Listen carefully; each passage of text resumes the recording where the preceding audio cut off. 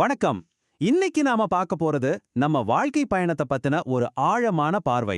குறிப்பா தெய்வீக வழிகாட்டுதல்னா என்ன, நாம எடுக்கிற முடிவுகள் எப்படி நம்ம சந்தோஷத்தை தீர்மானிக்குதுன்னு ரொம்ப விரிவாக பார்க்க போறோம். இந்த முழு விஷயத்தோட மையமே இந்த ஒரு சக்தி வாய்ந்த வாக்குறுதி தான். இது ஏதோ பொதுவா சொல்ற ஒரு கட்டளை மாதிரி இல்லையா? இது ரொம்பவே பர்சனலான ஒரு உரையாடல், ஒரு நெருக்கமான ஆலோசனைக்கு நம்மள கூப்பிடுற மாதிரி இருக்கு. சரி, முதல்ல இந்த வழிகாட்டுதல் பத்தின வாக்குறுதியில என்னதான் சொல்லியிருக்குன்னு இன்னும் கொஞ்சம் ஆழமா பார்க்கலாம் வாங்க. இங்க யூஸ் பண்ணியிருக்கிற வார்த்தைகளை கொஞ்சம் கவனிச்சிங்கன்னா, போதிப்பேன், வழியை காட்டுவேன், அதிலும் குறிப்பா உன்மேல் என் கண்ணை வைத்துன்னு சொல்றது. இதெல்லாம் சும்மா சட்டதிட்டங்கள் கிடையாது. இது ரொம்பவே பர்சனலா, அக்கறையா ஒருத்தர் நமக்கு வழிகாட்டுற மாதிரி இருக்கு. ஏதோ தூரத்திலிருந்து வர்ற குரல் மாதிரி இல்ல, கூடவே இருந்து சொல்ற மாதிரி இருக்கு. நமக்கு இப்படி ஒரு பர்சனலான கைடன்ஸ் கிடைக்குது. ஆனா நாம அதை எப்படி ஏத்துக்கிறோம்? இங்கதான் ஒரு முக்கியமான கேள்வி வருது.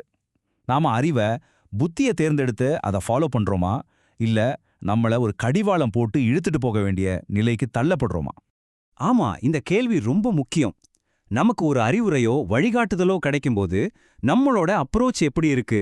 நாம திறந்த மனசோட அதை காது கொடுத்து கேட்கறோமா, இல்ல நம்மள ஒரு பக்கம் வலுக்கட்டாயமா இழுத்துட்டு போக வேண்டியதா இருக்கா?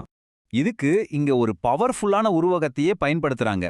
புத்தி இல்லாத குதிரை அப்படின்னா என்ன?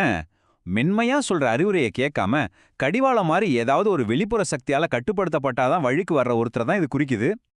இந்த ஒப்பீட்டை பாருங்களேன், எவ்ளோ தெளிவா இருக்கு. ஒரு பக்கம் ஆலோசனை கேட்டு வழி நடப்பவர், அவர் ஞானத்துக்கு செவி சாய்க்கிறார், அவரே மனசார வர்றாரு.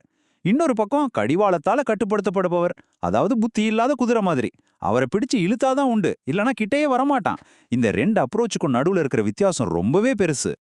அப்போ இந்த ரெண்டு பாதைகள்ல போனா என்ன விளைவுகள் வரும்? அதுதான் அடுத்த விஷயம். ஒன்னு வேதனை, இன்னொன்னு கிருபை. இதுக்குள்ள வித்தியாசத்தை இப்ப பார்க்கலாம். முதல் பாதை, எதிர்ப்பின் பாதை. இதுதான் அந்த கடிவாளம் போட்டு இழுக்க வேண்டிய நிலைமைக்கு கொண்டு போற பாதை. வழிகாட்டுதல வேண்டான்னு சொல்றவங்களோட பாதை. இவங்கள தான் இந்த உரையில துன்மார்க்கன் அப்படின்னு சொல்றாங்க. இந்த பாதையோட முடிவு ரொம்ப நேரடியானது, தவிர்க்கவே முடியாதது. துன்மார்க்கனுக்கு அநேக வேதனைகள் உண்டு. 1-2 இல்ல, அநேக வேதனைகள். இது எதிர்ப்போட இயல்பான விளைவு. இப்போ ரெண்டாவது பாதையை பார்ப்போம்.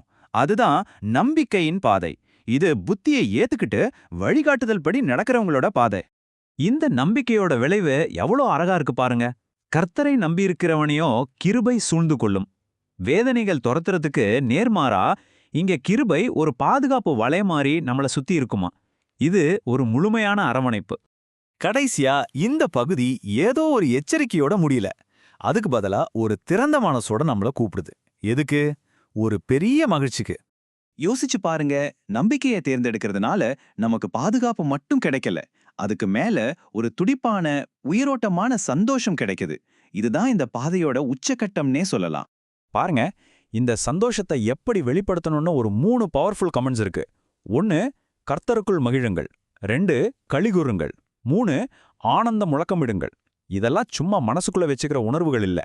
நம்பிக்கையின் பாதையில நடக்கிறவங்க இதை வெளிப்படையா செய்வாங்க. அப்போ இந்த சூப்பரான அழைப்பு யாருக்கு? ரொம்ப தெளிவா சொல்லியிருக்க.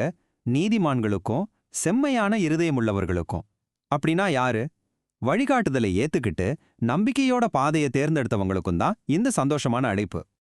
கடைசியா இந்த முழு பகுதியும் நம்மள ஒரு கேள்வி கேட்க வைக்குது. எதிர்ப்பு காட்டி வேதனையை சந்திக்க போறோமா, இல்ல நம்பிக்கை வச்சு கிருபையாலையும் சந்தோஷத்தாலையும் சூழப்பட்டிருக்க போறோமா? நீங்க எந்த பாதையை தேர்ந்தெடுக்க போறீங்க? யோசிங்க.